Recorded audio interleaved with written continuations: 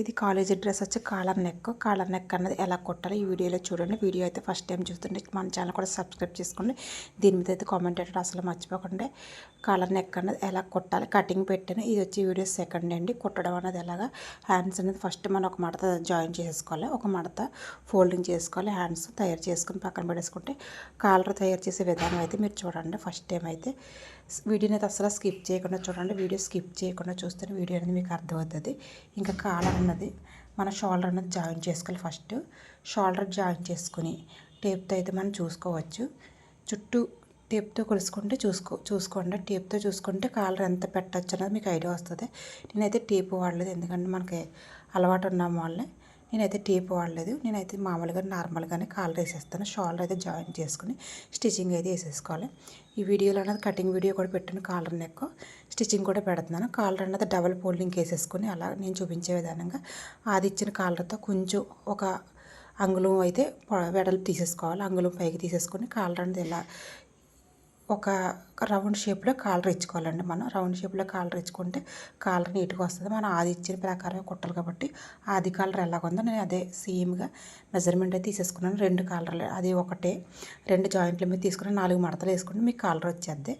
ఇంకా కాలర్ మధ్యలో కూడా ఏదైనా కొంచెం దలసరి ముక్క పెట్టాలి కాబట్టి లోపల ఏదైనా పెట్టి తిప్పేసి ఇంకా మన భుజం దగ్గర నుంచి ఒక డాట్ పెట్టుకొని మన వెనకాల షోల్డర్ ఉంటుంది కానీ షోల్డర్ దగ్గర డాట్ పెట్టుకోవాలి. మధ్యలో స్టిప్ కొన్నంతకి ఏదైనా అందులోనే మిగిలిన ముక్క అయితే మనం వేసేసుకోవాలి. కాలర్ అయితే రౌండ్గా ఉండాలని నేను కాస్త రౌండ్ షేప్ చేశాను. కాలర్ ఎలా జాయిన్ చేయాలి, ఎలా కొట్టాలన్నది చూడండి స్కిప్ చేయకుండా.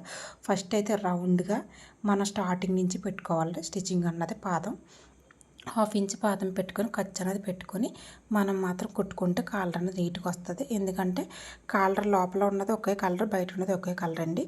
ఏది బకరం అది వేయకర్లేదు, ఎందుకంటే సరిపోద్ది. ఈ మాత్రం ఆల్రెడీ కాలర్ తలసరిగానే ఉంది.